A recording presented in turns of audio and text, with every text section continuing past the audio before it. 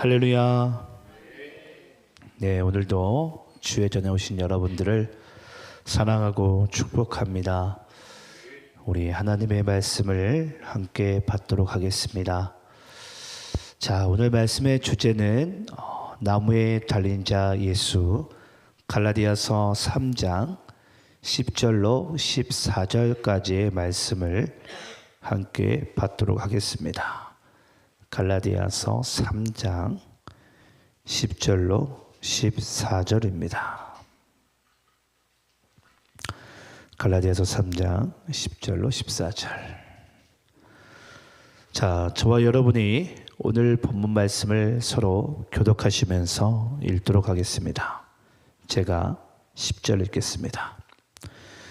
무릇 율법 행위에 속한 자들은 저주 아래에 있나니 기록된 바 누구든지 율법책에 기록된 대로 모든 일을 항상 행하지 아니하는 자는 저주 아래에 있는 자라 하였음이라. 또 하나님 앞에서 아무도 율법으로 말미암아 의롭게 되지 못할 것이 분명하니 이는 의인은 믿음으로 살리라 하였음이라. 율법은 믿음에서 난 것이 아니니 율법을 행하는 자는 그 가운데서 살리라 하였느니라. 그리스도께서 우리를 위하여 저주를 받은 바 되사 율법의 저주에서 우리를 속량하셨으니 기록된 바 나무에 달린 자마다 저주 아래에 있는 자라 하였음이라. 14절 함께 있습니다. 시작. 이는 그리스도 예수 안에서 아브라함의 복이 이방인에게 미치게 하고 또 우리로 하여금 믿음으로 말미암아 성령의 약속을 받게 하려 함이라. 아멘. 자, 오늘은 우리가 또 수요 우리 기도회를 맞이해서 나무에 달린 자 예수라는 주제를 가지고 함께 은혜 받는 시간 되기를 간절히 소망합니다. 제가 한 예화를 좀 드릴까 하는데 좀 이 예화를 드리면 제가 좀 연식이 오래된 사람처럼 보일까봐 조금은 걱정되지만 한번 좀 드려보도록 하겠습니다. 여러분 혹시 이 토끼몰이 아세요? 토끼몰이? 아니면 우리가 가축을 잡을 때 이렇게 막 몰아가잖아요. 예. 뭐 닭을 잡을 때나 병아리를 잡을 때도, 그리고 물속에서 우리가 물고기 잡을 때도 물고기 몰이를 탁 이렇게 하잖아요. 제가 좀 전에도 너튜브 영상을 통해서 이야, 기가 막히게 물고기 몰이를 하는데, 이야, 자기가 딱 원하는 그 웅덩이에 물고기가 다 빠져버리는 거예요. 이야, 제가 그걸 보면서 어찌나 놀랍던지. 근데 제가 여러분들에게 말씀을 들어가기 전에 이 예화를 드리는 이유가 뭐냐면요, 바로 나무에 달린 자 예수가, 예수 십자가가 우리에겐 바로 그런 의미를 가지고 있어요. 하나님께서는 이 율법이라는 걸 통해서 우리를 자꾸 이렇게 몰아가세요. 예. 몰아가다 보면은 우리가 마지막에 어떠한 결론을 얻게 되냐면요, 예수 십자가가 없이는 내가 살 소망이 없구나. 예. 그리고 예수 십자가가 아니면 내가 도무지 구원받을 수 없구나. 그 사실을 하나님께서 이렇게 몰아가시는 거예요, 저희를. 예. 그래서 저는 오늘 여러분들이 이 말씀을 다시 한번 우리가 새롭게 들으시면서, 야, 하나님께서 우리를 어떻게 해서든지 예수를 믿게 하시고 또 의지하게 하시고 십자가가 아니면 우리의 삶에 소망이 없다라는 그 사실을 주님께서는 우리에게 조금 더 우리가 가까이 또는 확실하게 세밀하게 깨닫기를 주님께서는 원하시는 줄 믿습니다. 그래서 오늘 여러분들이 이 말씀을 받으실 때에도 나무에 달린 자 예수, 왜 하나님은 이 세상에 수많은 또 하고 많은 정말 수많은 그 죄인들을 처형하는 방법 가운데 또 예수님을 죽이시는 방법 가운데 왜 나무에 달린 자, 이 십자가만을 통해서 우리에게 구원을 말씀해 주기 원하셨을까?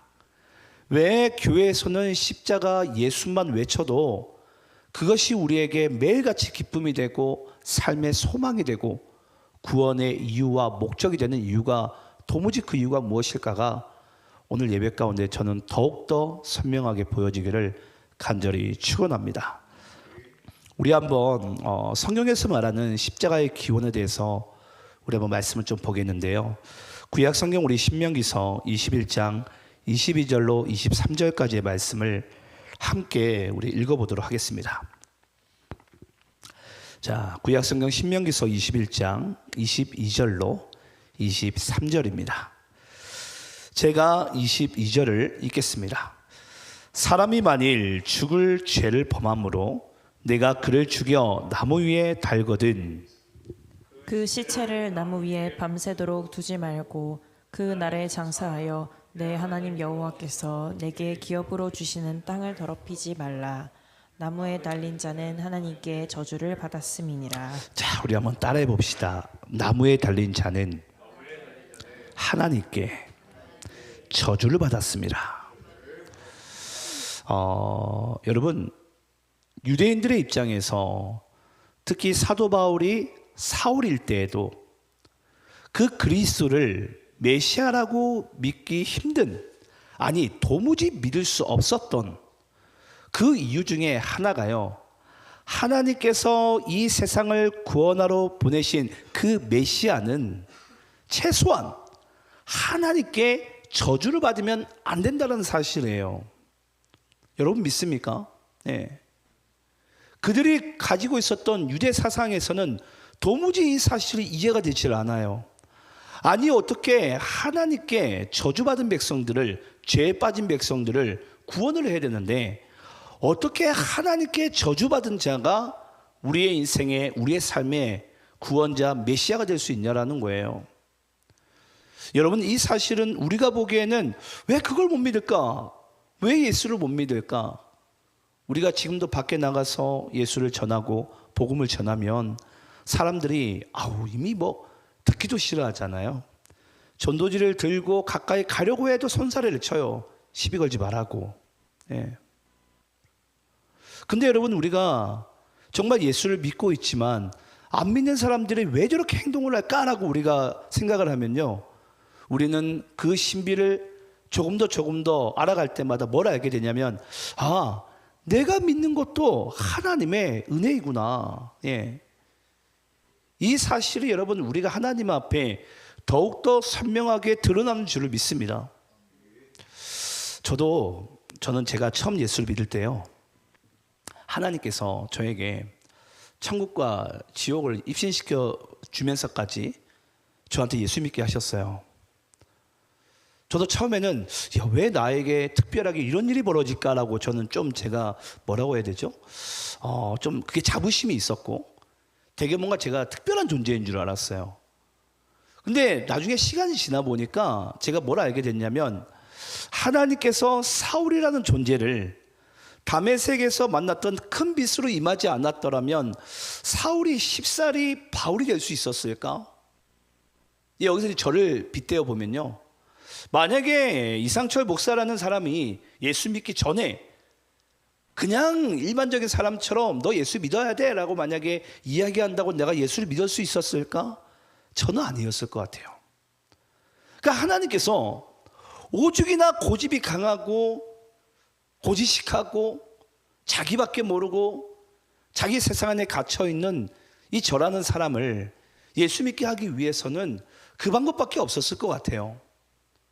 그래서 여러분, 우리가 예수를 믿은 것이 우리가 보기에는 우연의 일치로, 또는 우리가 보기에는 뭔가 이렇게 돼가지고 그냥 믿었나 보다 라고 생각하실지 모르겠지만, 실제 우리가 예수를 믿은 것은요, 하나님은 우리가 이미 이 땅에 태어나기 전부터 우리를 이렇게 빚어나가신 거예요. 어렸을 때, 또 여러분들이 학창시절에, 또 여러분들이 청년의 때에 이 살아오는 모든 과정 가운데 하나님은 이미 우리의 삶을 인도하고 계셨고 주장하고 계셨고, 하나님의 때에 우리를 건지신 분이 되는 줄 믿습니다. 그래서 여러분, 우리가 단지 사람들이 왜 예수를 믿나 못 믿나, 이건 여러분들이 우리 인간의 기준이죠. 하나님의 입장에서는 여러분, 하나님의 은혜가 임하지 않으면 어느 영혼도 하나님께 나올 수도 없고 그리스도를 믿을 수 없는 줄을 믿습니다.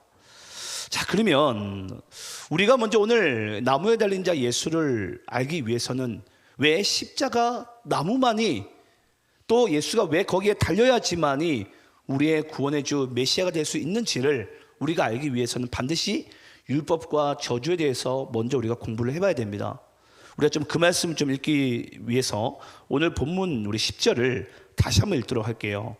자, 우리 10절입니다. 자, 본문 10절 다시 한번 우리 읽도록 하겠습니다. 자, 우리 함께 읽겠습니다. 시작. 무릇 율법 행위에 속한 자들은 저주 아래에 있나니 기록된 바 누구든지 율법책에 기록된 대로 모든 일을 항상 행하지 아니하는 자는 저주 아래에 있는 자라 하였음이라. 여러분, 오늘 본문 우리 10절에 나온 것처럼 율법 행위와 저주는요 항상 짝꿍이에요. 항상 같이 다닙니다. 예. 왜냐? 율법에 대한 요구를 인간이 도무지 그것을 들어줄 수 없으므로 인간은 저주 아래 놓였다라는 거예요. 그래서 인간이 율법 아래 놓인 것은 곧 저주 아래 놓인 것이고요, 그 저주 아래 놓인 인간은 죄에 빠질 수밖에 없고, 그 죄에 빠진 인간은 도무지 자신의 힘으로는 그 죄로부터, 율법의 저주로부터 빠져나올 방법이 없었습니다.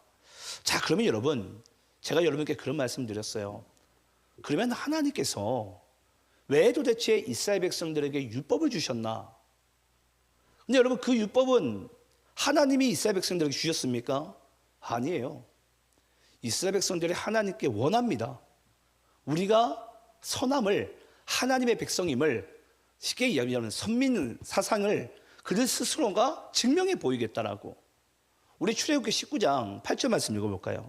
자, 출애굽기 19장 8절 말씀. 자, 함께 있습니다. 자, 시작. 백성이 일제히 응답하여 이르되 여호와께서 명령하신 대로 우리가 다 행하리이다. 모세가 백성의 말을 여호와께 전하매. 자, 여러분, 바로 이 출애굽기 19장 8절 말씀이 이스라엘 백성이 하나님께 율법을 요구하는 장면이에요. 이 출애굽기 19장 1절부터 7절까지는요 모세가요 이스라엘 백성들에게 이야기를 합니다. 하나님께서 광야에 옛 너희 조상들에게 어떻게 행했는지를 다 이야기를 해줘요. 그때 백성이요 일제히 그 하나님 앞에, 모세 앞에 이렇게 이야기를 하는 거예요. 그러면 그런 하나님인 것을 우리가 믿으니까, 믿는다라는 그 사실을 우리가 하나님의 명령을 지키는 것을 통해서 증명해 보이겠습니다라는 말이 바로 이 8절 말씀입니다. 이것으로 여러분 바로 율법이 시작되는 거예요. 근데 여러분, 제가 여러분께 말씀드렸어요. 근데 이스라엘 백성들이 율법을 지켜냅니까? 못 지켜냅니까? 못 지켜내요. 여러분, 율법은 하나님께서, 그래서 모세가 이 백성의 말을 누구한테 전했다고요? 하나님께 전하자마자 이 19장 이후로부터 출애굽기 20장에 십계명이 이제 하나 둘씩 이렇게 떨어져요, 이스라엘 백성들에게. 근데 중요한 것은 그것을 지켜내지 못하더라. 그러면 하나님께서 이스라엘 백성들에게, 우리에게 그럼 율법을 주신 이유가 뭐예요? 로마서 3장 20절 말씀 함께 한번 읽어볼까요? 자, 우리 함께 읽겠습니다. 시작. 그러므로 율법의 행위로 그의 앞에 의롭다 하심을 육체가 없나니 율법으로는 죄를 깨달음이니라. 우리 한번 따라서 해보겠습니다. 율법으로는 죄를 깨달음이니라. 인간의 실력과 인간의 노력으로 지켜낼 수 없다라는 것입니다. 그래서 율법으로는 뭐 할 뿐이라? 죄를 깨달음일 뿐이니라. 네. 그러면 여러분, 우리가 이 말을 다르게 표현하면 이와 같아요.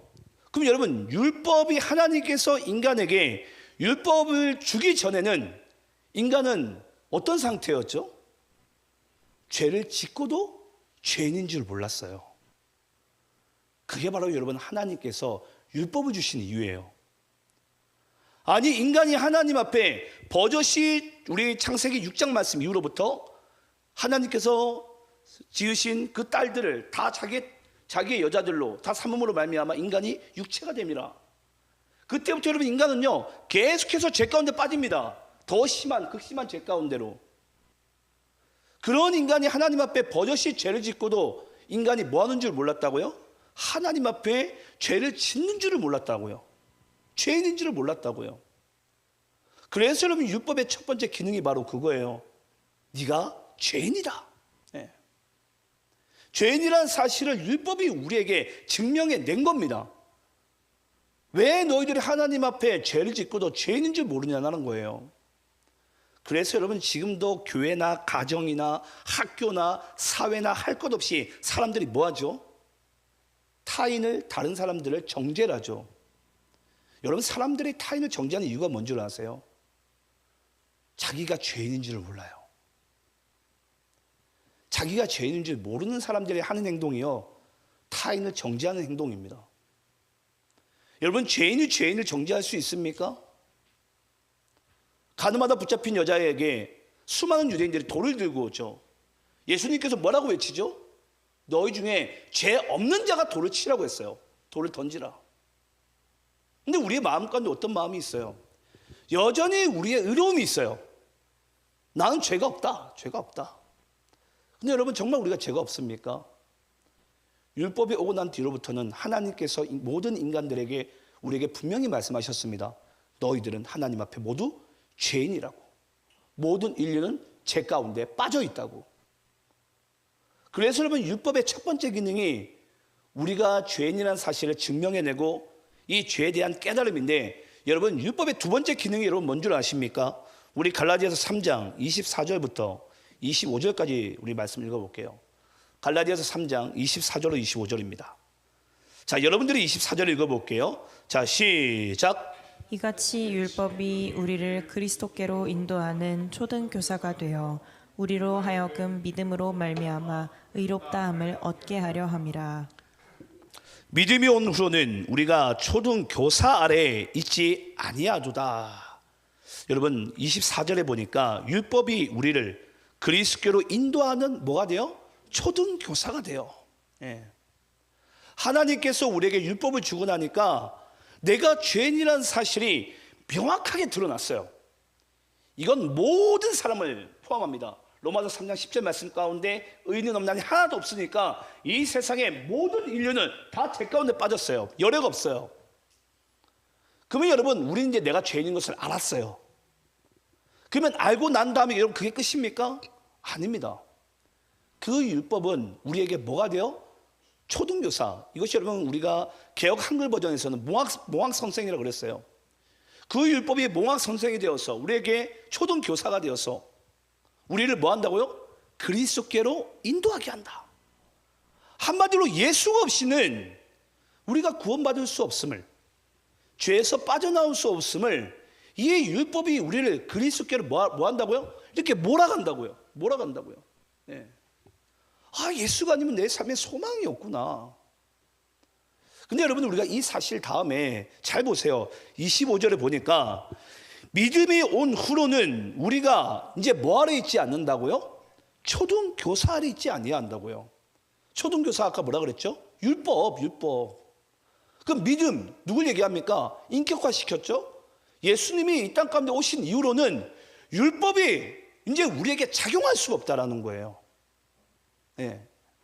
아, 여러분 믿습니까? 여러분 이 사실은요 엄청난 놀라운 일이에요. 이제 율법이 나를 뭐 할 수 없다라는 거예요. 정죄할 수 없다라는 거예요. 네. 근데 아직까지도 많은 그리스도인들의 삶 가운데 보게 되면요, 아직까지도 내가 내 자신을 정죄하고 내가 남도 정죄하는 그 신앙적 오류에서 우리가 벗어나지를 못해요. 누군가를 우리가 축복해주고 그리스도의 사랑으로서 우리가 품어야 되는데 우리가 그러지 못하는 거예요. 나도 정죄할 뿐더러 계속 다른 사람도 정죄해 나가는 거예요. 하나님께서 우리에게 율법을 주신 이유가 바로 그것인데, 여러분 혹시 기흥 니은 디귿 리을, 아니 구구단을 외운 사람이 예를 들어서 나중에 수학 미적분을 풀어요. 수학 미적분 푸는 사람이 구구단 공부하는 거 본 적 있습니까? 여러분 그런 사람 세상에 없어요. 아니 미적분을 풀고 앉아있는데 내가 왜 구구단을 지금 공부를 해요? 내가 예를 들어서 일기를 쓸 줄 알고 수필을 쓸 줄 아는데 기흥 니은 공부한 사람이 있습니까? 없어요 여러분. 네. 그 정도는 우리가 다 이미 뗀 거라는 거죠. 그러니까 그리스도가 온 이후로는 우리가 더 이상 율법에 매일 이유가 없다라는 거예요. 근데 여러분, 아직까지도 예수를 믿는 사람들 중에서는요, 아직까지도 내가 지금 믿음 아래에 있는지 율법 아래에 있는지를 구분을 못하는 사람들이 너무나도 많습니다. 우리 한번 갈라디아서 3장 7절 말씀 읽어볼까요? 자, 갈라디아서 3장 7절입니다. 자, 여러분들이 한번 큰 목소리로 읽어볼게요.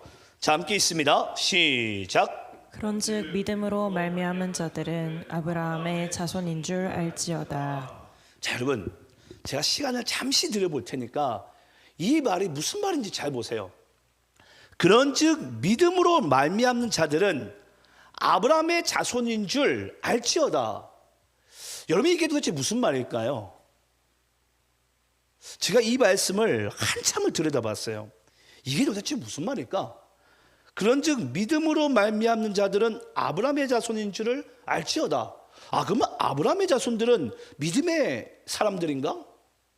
이렇게 우리가 이제 표현을 할 수가 있잖아요.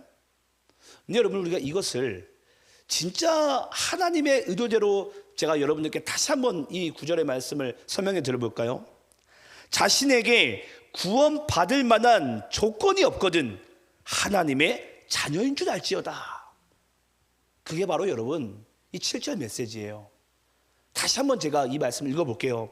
자신에게 구원받을 만한 조건이 없다고 여겨지거든 하나님의 자녀인 줄 알지어다.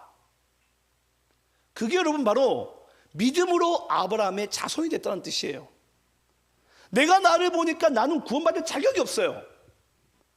내가 나를 보기에 구원받을 자격이 없다라고 여겨지는 그 생각이 뭐라고요? 하나님의 자녀인 줄 알지어다. 어떤 사람들을 보면요, 그게 무슨 말이야 도대체? 말이야 방구야 그게. 아니, 믿음이 없는, 내가 구원받을 자격이 없는데 내가 어째 왜 하나님의 자녀인 것을 믿으라는 소린가? 그게 율법과 바로 믿음과의 관계성이에요. 율법과 믿음과의 관계성. 지금도 여러분 생각을 해보세요. 하나님께서 왜 아브라함을 통해서 우리에게 믿음을 말씀해 주길 원하십니까? 아브라함의 인생을 보니까 그에게는 믿을 만한 자격이 없어요. 믿음의 조상은 둘째치고 자기 혼자도 믿음이 없어요, 아브라함은. 그래서 하나님께서 아브라함을 통해서 말해주시면 믿음이 뭐예요? 아브라함은 믿음의 조상이 될 자격이 이만큼도 없는데 하나님께서 그를 믿음의 조상으로 뭐 하신 거죠? 삼으신 거예요. 믿습니까 여러분? 예, 이게 바로 여러분 바로 믿음이에요. 내가 나를 보면 구원받을 자격이 없는데 그것이 도리어 우리에게 뭘 더 강조한다고요? 하나님의 자녀인 것을 더 크게 강조한다고요. 그래서 우리에게 뭐가 필요한 것입니까? 믿음이라는 게 필요한 거예요. 하나님 우리를 뭐 해주셨다? 나는 자격이 없음에도 불구하고 하나님은 나를 자녀로 여겨주셨다. 이쯤 되면 여러분들 감동을 먹어야 되는데 감동을 안 먹으시네. 예. 저는 말씀을 준비하다가 감동 먹었어요, 하나님께. 야, 내가 나를 보면 하나님의 자녀 될 자격이 없는데 나는 율법의 저주 가운데 그냥 이렇게 그냥 죽어야 될 존재인데 멸망을 당할 그런 존재인데 하나님이 나를 자격이 없음에도 불구하고 나를 뭐 해주셨다? 자녀로 삼아주셨다. 여러분, 이런 인생 역전이 어디 있습니까? 근데 도리어 여러분, 내가 하나님의 자녀가 될 자격이 있다라고 여기는 사람은요, 도리어 하나님이 그 사람을 외면하는 거예요. 그게 바리새인과 서기관 아닙니까? 이 회칠한 무덤들아, 이 독사의 새끼들아, 내 앞에서 떠나가라고. 그들은 하나님의 자녀인 줄 알았어요. 그들은 자기 가운데, 자기의 삶 가운데 죄가 없는 줄 알았어요. 그런데 아니다라는 거죠. 그리스도가 보시기에는, 하나님이 보시기에는. 여러분, 예수 믿는 사람의, 예수 믿는 자의 삶이 불안한 이유가 뭐예요, 여러분? 여러분, 예수 믿는 사람들의 삶이 왜 불안하죠? 내가 나를 봐도 내가 구원을 받을 수 있을지 없을지 불안한 거예요. 불안한 거예요. 혹시 그런 분, 이런 생각을 한 번도 안 해보신 분? 우리 많이 해봤잖아요. 아, 정말 나 같은 존재가 예수 믿는 게 맞을까? 내가 나를 알잖아요. 난 습관적인 죄 가운데 빠져 있는 것을. 내가 얼마나 교만한 존재인 것을. 내가 나를 아는데 그것이 우리로 하여금 뭐하게 만든다고요? 불안하게 만들어요. 근데 여러분 재밌는 게 뭔 줄 아세요? 하나님은요, 우리 스스로에게 구원받을 자격이 없다라는 사실을 더 세밀하게 확실하게 우리를 몰아가기 원하십니다. 그래야지 우리가 뭐 하는 줄 아세요? 내 자신에게 소망을 두지 않아요. 내 자신에게 소망을 두지 않는다고요. 그래서 제가 여러분께 말씀드린 적이 있어요. 낙심은 교만이라고. 여러분 왜 인간이 낙심하는 줄 아십니까? 아직까지도 나에게 미천이 있다라고 생각해요. 무엇에 대한 미천? 구원과 믿음에 대한 미천이. 근데 내 자신에게 구원과 믿음에 대한 미천이 없다라고 여겨진 사람을 하나님은 도리어 뭐 하신다고요? 너는 내가 구원의 자녀로, 하나님의 자녀로 삼겠다라고 선포하시는 거예요. 그러면 그걸 우리는 뭐 하면 됩니까? 아멘 하면 끝이에요, 여러분. 이런 공짜가 어디 있어요? 그래서 여러분, 안 믿는 사람들의 입장에서는요, 이 우리가 예수 믿는 자들이 구원받았다는 이 사실이 완전히 사기예요. 여러분, 이런 사기가 어디 있어요? 아니 무슨 거룩하게 살기를 해, 깨끗한 모습이 있어, 어떤 자격이 있어, 아니 뭐 또 뭐 공로를 쌓았나? 아니 아무것도 없는데 그 사람들이 막 돌아다니면서 나 구원받았다고, 나 하나님의 자녀라고 막 소문을 내는 거예요. 그러면 여러분 안 믿는 사람들 입장에서는 이 사실을 얼마나 여러분 꼴사납게 보일 겁니까? 무슨 말도 안 되는 저런 사기가 어디 있냐고. 여러분 재밌는 게 뭔 줄 아세요? 하나님은 인간을 바로 그런 방식으로 우리를 구원하십니다. 인간이 율법적과 도덕과 윤리적 사상으로는 도무지 납득이 안 되는 그 죄에 대한 원리를 하나님께서 그 단번의 은혜와 그 단번의 믿음의 사건으로 우리를 그냥 건져내버리신 거예요. 근데 재밌는 게 뭔 줄 아세요? 인간의 노력으로 그 율법과 윤리와 도덕과 법의 모든 것들을 지켜낼 도리가 없다라는 것을 그 예수님께서 성육신하시면서부터 그 모든 것을 알게 되신 거예요. 그래서 그리스도께서 이 땅 가운데 인카네이션, 성육신하신 것은요, 바로 우리와 뭐 하기 위해서죠?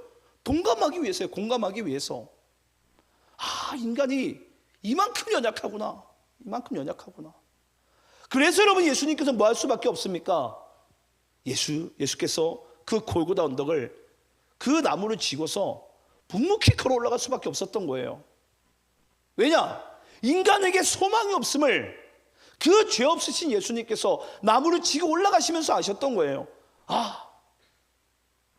인간에게 소망이 없구나. 이들 스스로는 구원받을 수 있을 만한 어떠한 조건도 없구나. 근데 여러분 오늘날 이 기쁜 소식을요, 많은 사람들이 듣기를 거부합니다. 저는 그게 너무 가슴이 아파요. 왜 이 사실을 거부할까? 얼마 전에 제가 모 목사님하고 대화를 하다가 그 목사님이 그런 이야기를 하더라고요. 자기가 목회를 해보니까 이 한 가지 사실을 알게 됐대요. 진짜 그리스도 예수 십자가를 만난 목회자는 그냥 그 예수만 전하는 것에 자기 일생을 건다라는 거예요.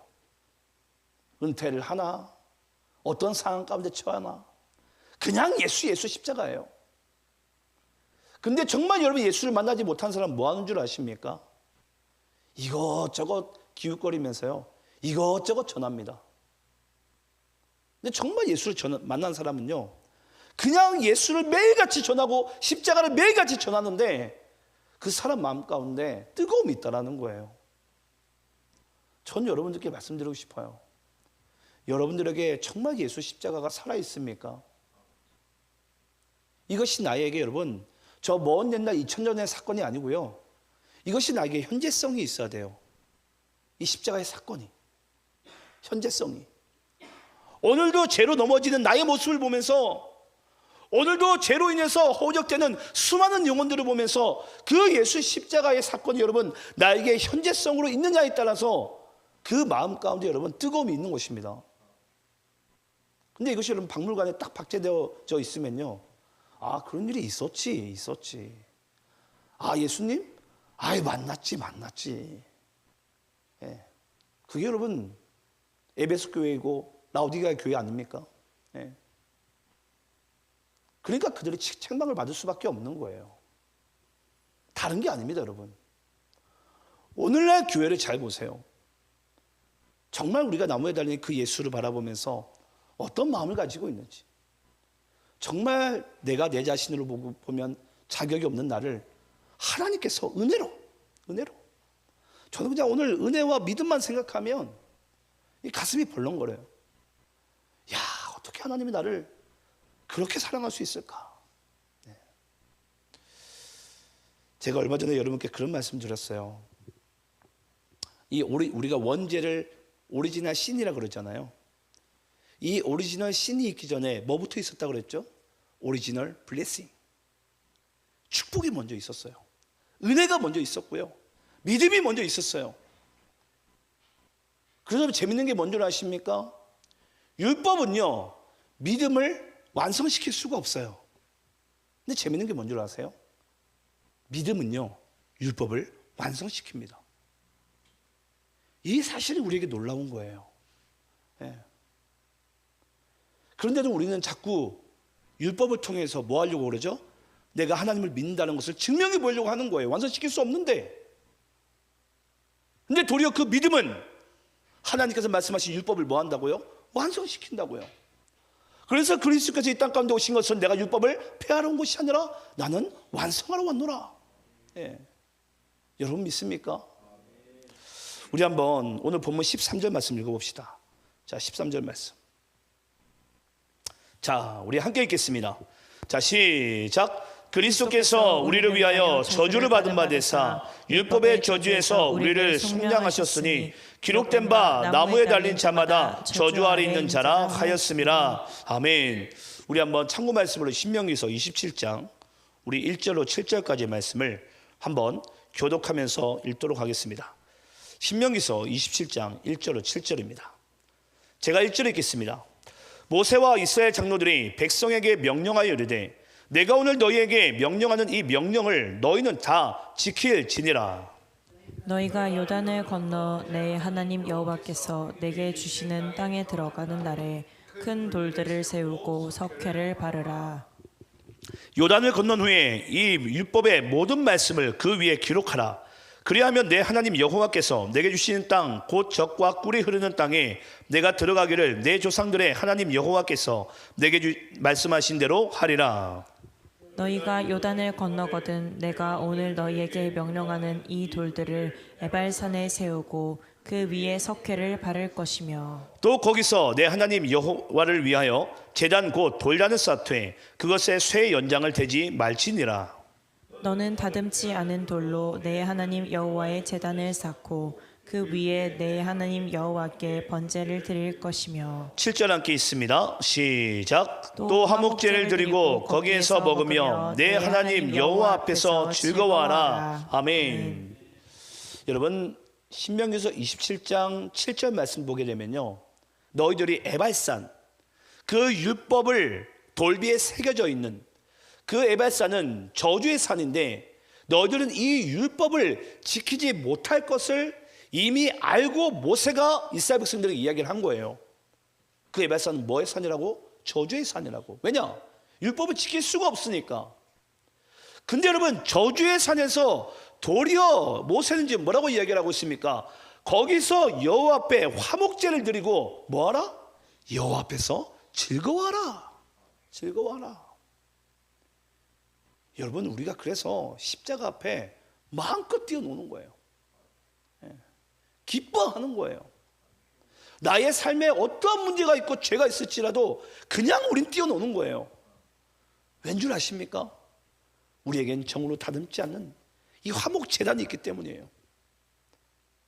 그래서 그 화목제단, 이 골고다 언덕에 나무가 세워지지 않습니까? 그 나무가 오늘도 우리를 춤추게 하고요, 오늘도 우리를 즐겁게 하는 거예요. 저는 이 말씀이 너무나도 은혜가 된 게 뭐냐면요, 하나님은 이미 이 말씀을 기록할 때부터 모세를 통해서 우리에게 말씀하실 때부터 하나님은 뭘 아셨던 거죠? 우리가 율법을 지키지 못할 것을 하나님은 아셨던 거예요. 그러니까 화목제단을 강조하신 거예요. 그래서 화목제를 강조하시면서 너희가 여호와 앞에 즐거워하라. 슬퍼하지 말라. 낙심하지 말라. 왜냐? 하나님께서 그 아브라함을, 믿음 없는 아브라함을 믿음의 조상으로 삼으신 듯 우리 또한 그렇게 하나님께서 삼으시고 우리를 그렇게 이끌어 가실 것을 우리 보고 믿으라는 거예요. 이 믿음은 여러분, 나를, 내 자신을 보면 안 됩니다. 하나님을 보고 믿어야 돼요. 하나님의 신실함을 두고 맹세하신 거니까. 그 맹세하신 언약을 우리가 믿고 나가다 보면요, 하나님께서는 언제인지 모르겠지만 그때 반드시 우리를 믿음의 사람으로서, 온전한 존재로서 하나님께서 우리를 살게 하신 날이 반드시 오게 될 줄 믿습니다. 예. 그래서 여러분, 우리의 온전함은요, 바로 그리스도 안에 있을 때예요. 그리스도 안에 있을 때. 나의 어떤 결단이 아닙니다. 내가 어떤 율법을 지금 지키고 있는 모습이 아닙니다. 내가 온전한 그때는요, 바로 내가 그리스도 안에 있을 때예요. 예. 그래서 그 탕자가 아버지를 보자마자 아버지가 뭐하죠? 팍 달려와가지고 아들을 끌어안아 버리잖아요. 왜냐? 율법에 의하면 그 둘째 탕자는요, 돌에 맞아 이웃들에게 죽임을 당해야 돼요. 근데 아버지가 끌어안는 순간 뭐하죠? 이제 돌들은 사라집니다. 예수님께서 가늠한 여인과 함께하는 그 순간 그 돌들이 사라지는 것처럼, 이게 바로 여러분 율법과 믿음과 은혜의 관계예요. 예.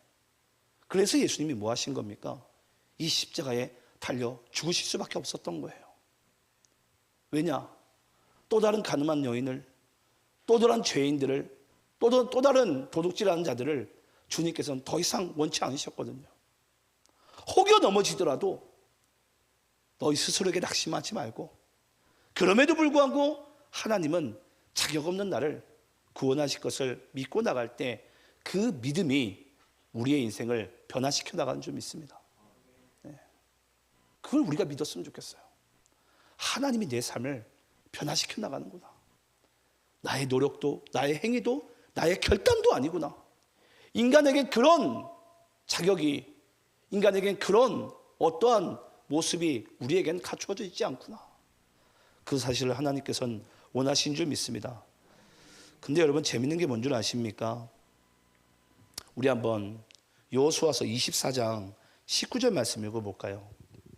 아니, 우리 18절 말씀 읽어보겠습니다. 죄송합니다. 16절 읽어볼게요. 16절. 자, 우리 16절 우리 함께 읽겠습니다. 시간이 없으니까 16절만 읽어볼게요. 자, 시작. 백성이 대답하여 이르되 우리가 결단코 여호와를 버리고 다른 신들을 섬기기를 하지 아니하오리니. 여러분, 분명히 모세 때처럼 여호수아도 백성들에게 물어요. 너희들이 여호와만을 섬길래 안 섬길래? 여러분, 이것은 지금 이스라엘 백성들에게 여호수아가요, 여호와만을 섬기라고 하는 말씀이 아니에요. 오히려 여기서 여호수아가 진짜 듣기 원했고 하나님께 듣기 원했던 대답은 뭡니까? 하나님, 우리가 그렇게 섬길 만한 그런 자격이 있는 자가 아닙니다. 우리는 자격이 도리어 없는 자입니다. 연약합니다. 그걸 도리어 주님은 우리의 솔직한 고백을 듣기 원하셨어요. 근데 우리는 도리어 자꾸 뭐 하죠?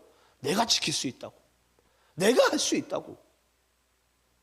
근데 여러분, 19절에 여호수아가 백성들에게 뭐라고 말합니까? 19절 제가 읽어볼게요. 여호수아가 백성에게 이르되 너희가 여호와를 능히 섬기지 못할 것은 그는 거룩하신 하나님이요 질투하신 하나님이시니 너희 잘못과 죄들을 사하지 아니하실 것임이니라. 여러분, 이 말이 무슨 말이죠? 너희가 하나님보다 그 어떤 것을 더 사랑하게 될 것을, 너희들은 그만큼 연약한 존재임을 지금 여호수아가 뭐 하는 것입니까? 집어주는 거예요.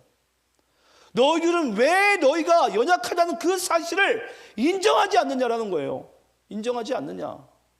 언제까지 거룩한 척하고 언제까지 너희가 그렇게 의로운 척 가운데 너희들이 살아갈래? 그 이야기를 여러분 19절 말씀 가운데 이렇게 여러분 표현하고 있는 거예요.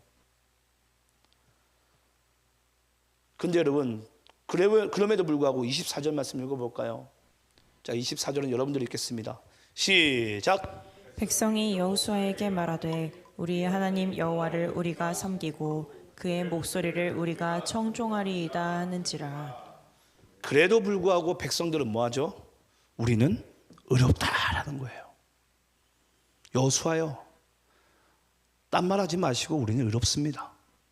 나의 노력으로, 나의 결단으로 우리는 여전히 믿음의 실력을 볼 수가 있습니다. 이 이야기를 여전히 하고 있는 거예요. 근데 여러분, 이 착각이요, 오늘날 교회 가운데도 여전히 지금 버젓이 지금 이루어지고 있어요. 여러분들의 신앙을 여러분들이 지킬 수가 있습니까? 증명해낼 수 있겠습니까? 아니요. 오늘도 하나님께서 원하시는 것은요, 내 자격 없음을 하나님 앞에 인정하기를 원하세요. 그리고 우리가 뭐 하기를 원하십니까? 우리가 하나님의 은혜를 구하기를 원하세요. 그리스도를 의지하기를 원하세요. 그래서 결국 이스라엘 백성들은 사사기 시대를 맞았지만 오늘날 이 말씀을 듣고 있는 그리스도인들은 하나님께서 뭐 하기를 원하세요? 복음의 시대를 맛보기를 원하세요. 그리스도를 믿기를 원하시는 거예요. 사사기는 뭐 하는 시대입니까? 하나님 두 개를 싫어하는 시대이지만 복음의 시대는 어떤 시대입니까? 우리가 왕을 인정하는 시대 아닙니까? 우리의 영원한 왕 그리스도를 우리가 인정하고 그분 안에 있을 때, 그분 아래에 있을 때 우리가 진정한 하나님의 자녀로서 구원받은 백성으로서 살게 되는 줄을 믿습니다.